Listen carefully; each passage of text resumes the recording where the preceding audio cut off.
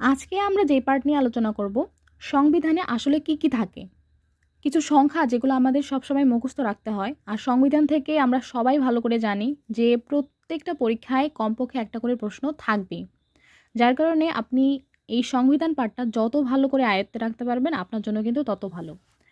আজকে আমরা সংবিধানে কি কি আছে সেই পার্টটা সম্পর্কে জানব। এখানে সিকোয়েন্স অনুযায়ী সাজানো আছে। আপনি যদি এই সিকোয়েন্স অনুযায়ী পড়েন তাহলে কিন্তু আপনার মনে থাকবে।